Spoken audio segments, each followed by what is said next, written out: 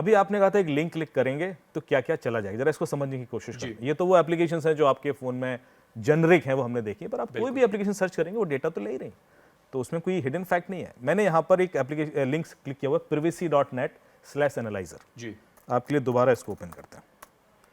इसको ओपन करेंगे तो आपके सामने ये पेज खुलेगा जिसमें आप स्टार्ट टेस्ट बटन को क्लिक करें, और ये ऑडियंस को अपने ब्राउजर को टेस्ट करना चाहिए कि जब भी वो कोई लिंक खोल रहे हैं ब्राउजर में, उसका क्या डेटा बिना उसकी परमिशन के यूं निकल जाएगा। सबसे पहले आपका आईपी एड्रेस गया, ये IPv6 है। यदि ये किसी को पता है तो उसे मेरी एग्जैक्ट लोकेशन पता है और मेरे बारे में पता है। मतलब जी, IPv4 होता तो थोड़ा सा 100-150 ऑप्शंस होते, लेकिन यहाँ पर तो बहुत प्रिसाइज मामला बन जाएगा।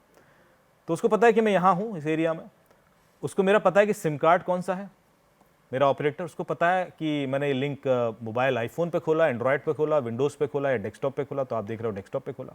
जी, मेरा ब्राउज़र वर्जन क्रोम है, 135 है, रेजोल्यूशन ये है, और लैपटॉप की बैटरी मेरी 81% चार्ज है। ये आप अपने फ़ोन में खोलेंगे तो आपके फ़ोन के बारे में बता देगा।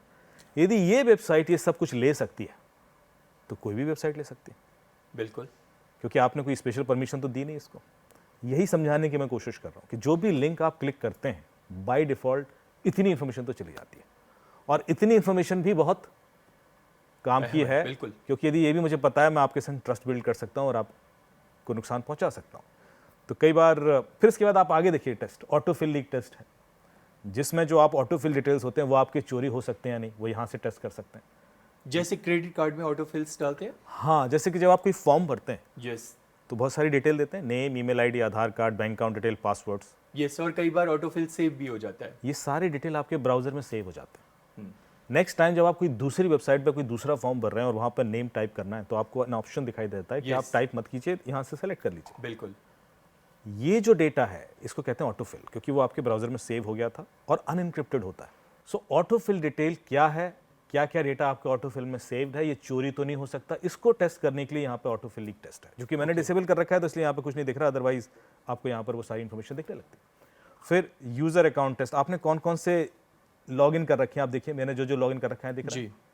फिर आपने देखा कि ब्राउजर का आपका वल्नरेबिलिटी क्या है, कोई कमजोरी तो नहीं है ब्राउजर में जो हम एक्सप्लॉइट कर सकें, तो कौन कौन से प्लगइन इंस्टॉल्ड हैं, ये नीचे सब दिख जाएंगे। और फाइनली इसमें एक ऑप्शन है फिंगरप्रिंट का, which is very interesting.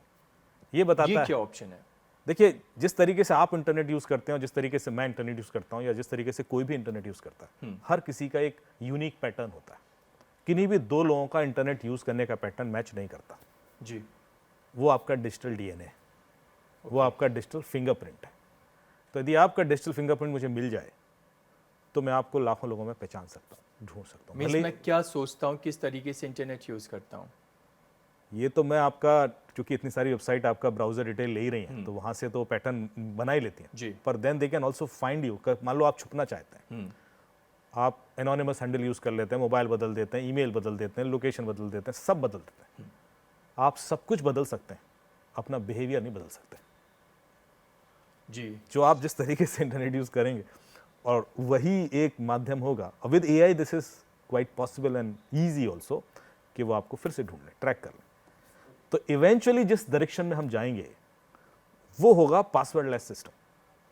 Okay, मुझे आपके पासवर्ड से आपको पहचानने की जरूरत नहीं है, मैं आपके बिहेवियर से भी आपको पहचान सकता हूँ और बहुत एक्यूरेटली और बहुत क्विकली पहचान सकता हूँ। ये कुछ चीज़ें हैं जो इवॉल्व होंगी with AI, but right now subtle तरीके से यूज़ होती हैं अलग अलग एंगल से। जैसे आपने देखा होगा कि आप कोई होटल बुक कर रहे हैं, फ्लाइट बुक कर रहे हैं, बिल्कुल, फिर आपने नोटिस किया कि आप बार बार सर्च कर रहे हैं तो उसके प्राइस वेरिएशन होने लगते हैं, हाँ, बढ़ने लगते हैं। जी, उसको पता है कि आप ही कर रहे हैं और आपकी अर्जेंसी बन रही है और आप किस डेट में सेलेक्ट कर रहे हैं तो उस डेट में वो अप्लाई कर सकता है। आपकी बैटरी यदि कम है और आप कोई एप्लीकेशन यूज़ कर रहे हैं तो हो सकता है वो प्राइस बढ़ा दे, उसको पता है कि अभी भी करेगा बुक। सपोज मैंने आज किसी पर्टिकुलर डेट के लिए कोई होटल या कोई फ्लाइट देखी और उस दिन मैंने बुक नहीं किया और उसके एक आध 2 दिन बाद या कुछ घंटों बाद मैंने देखा तो प्राइस रिवाइज हो गया वहाँ पे। ये हिस्ट्री, ब्राउजिंग हिस्ट्री चेक कर रहे होते हैं। ब्राउजिंग हिस्ट्री, कीवर्ड्स, जो भी आप कीवर्ड्स डाल रहे हैं वो भी उनको पता है, किस वेबसाइट को आपने खोला वो भी उनको पता है, उसी चीज़ की वैल्यू है, उस चीज़ के बेस पे ही तो प्रोफाइल करेंगे कि आपका नेक्स्ट मूव क्या है। कई बार आपका नेक्स्ट मूव आपसे पहले उन्हें पता होता है। आपने नोटिस किया होगा कई बार कुछ आप सोच रहे हैं, बात कर रहे हैं और अचानक से आपको वैसा ऐड आ जाता है या SMS आ जाता है, जी, क्योंकि आप बहुत दूसरे तरीके से भी अपना डेटा उनको दे रहे हैं, और ये पीछे से डेटा एक दूसरे का यूज भी कर सकते हैं। जैसे आपने गूगल पे कुछ सर्च किया और फेसबुक पे ऐड आ गया, यस होता है ना? या आपने कोई चीज बात की होगी, जिक्र किया होगा, और वही ऑफर आने लगा, आपको एसएमएस आ गया या कॉल आ गया कि सर आपका, आपने कहा कि यार मेरे ना हेल्थ गड़बड़ लग रही है, तो पता पड़ा हेल्थ चेकअप के कॉल आने लगे आपको। बिल्कुल ये चीज़ें पॉसिबल। यस तो ये पीछे बड़ा स्मूथली रियल टाइम में डेटा प्रोसेस होकर, प्रोफाइलिंग होकर आपके लिए यूज़ होता है। अब देखिए, हम सोचते हैं कि this is a positive matching, but यही डेटा क्रिमिनल भी यूज़ करता है। यही डेटा उनके हाथ में भी जाता है, चला जाता है, और उसके बाद जो होता है वो आप साइबर क्राइम के फॉर्म में देखते हैं अपने आसपास।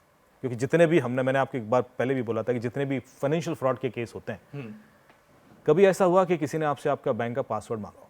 नहीं, कभी नहीं होता। वो आपका ओटीपी लेना चाहता है, बिल्कुल। पासवर्ड तो उसके पास ऑलरेडी होता है। तो इसका मतलब है कि ये उसका पहला अटेम्प्ट नहीं था, उसने पहले भी ट्राई करा था। उसने पहले भी अटेम्प्ट किया होगा और उसमें आपका पासवर्ड गया होगा। तो ये यूपीएससी का थर्ड अटेम्प्ट था। फर्स्ट अटेम्प्ट में उसने पासवर्ड डाल लिया, थर्ड अटेम्प्ट में सक्सेस निकाल दिया सक्सेस उसने। हो गया वो।